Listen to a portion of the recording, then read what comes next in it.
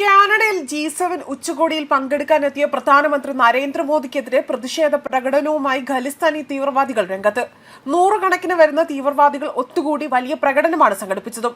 ഇക്കഴിഞ്ഞ ദിവസങ്ങളിലാണ് പ്രധാനമന്ത്രിക്ക് നേരെ പ്രതിഷേധം നടത്തുമെന്ന് ഇവർ ഭീഷണി മുഴക്കി രംഗത്ത് വരുന്നത്.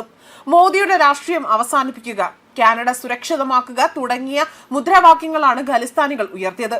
ഈ പ്രകടനങ്ങൾ എല്ലാം തന്നെ ഖലിസ്ഥാനി ഭീകര സംഘടനയായ സിഖ് ഫോർ ജസ്റ്റിസ് ആണ് നയിച്ചത്. കാൽഗാറിലാണ് ഇവർ പ്രതിഷേധം സംഘടിപ്പിച്ചതും. കാൽഗാറിലെ ബാഷ്മീഷ് ഗുരുദ്വാരയിൽ നിന്നാണ് ഖലിസ്ഥാനികളുടെ ഈ പ്രകടനം ആരംഭിക്കുന്നതും. ഇതിനിടയിൽ ഖലിസ്ഥാനികളുടെ വാഹനങ്ങളുടെ ഒരു നീണ്ട നിര തന്നെ റോഡിൽ കാണപ്പെടുകയും ചെയ്തു.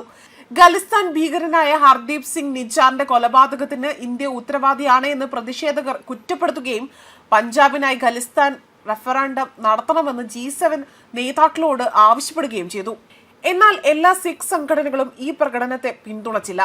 സിഖ് ഓഫ് അമേരിക്കയുടെ സ്ഥാപകനായ ജസ്ദീപ് സിംഗ് ജേസി ഖലിസ്ഥാൻ പ്രകടനങ്ങളെ അപലപിക്കുകയും പ്രധാനമന്ത്രി നരേന്ദ്രമോദിയുടെ സന്ദർശനത്തെ ഇന്ത്യ കാനഡ ബന്ധം മെച്ചപ്പെടുത്താനുള്ള അവസരമാണ് എന്ന് വിശേഷിപ്പിക്കുകയാണ് ചെയ്തത്.